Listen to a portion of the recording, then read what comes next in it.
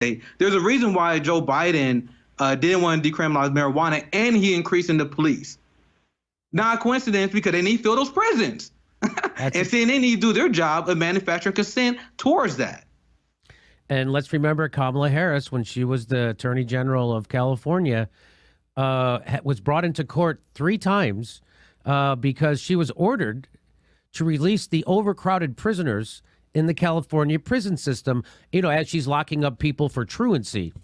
And they have overcrowded prisons in California, $70,000 per inmate, by the way, in California. Overcrowded prisons.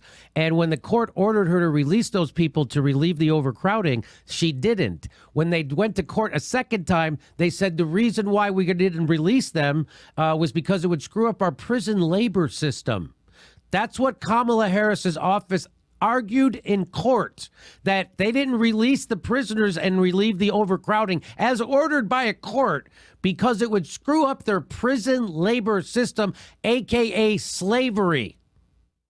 That's what prison labor is. It's slavery. In fact, it's more profitable than slavery, because with slavery, you have to care for the people. Now, the corporations don't have to care for the slaves. The government takes care of. They feed them and house them. It's more profitable than slavery. That's what's happening in America. And the people who are most responsible for it are Joe Biden and Kamala Harris, not Donald Trump, you fucking chumps.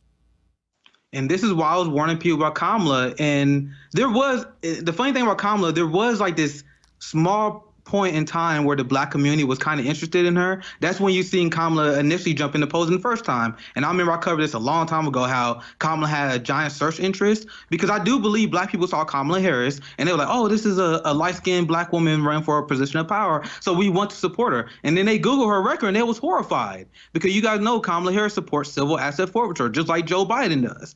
And that's one of the most anti-black policies. It's anti-working class in general, but there were studies showing that civil asset forfeiture steals the wealth of black Americans at around a 60% rate. And civil asset forfeiture steals more wealth from the working class than criminal burglary does.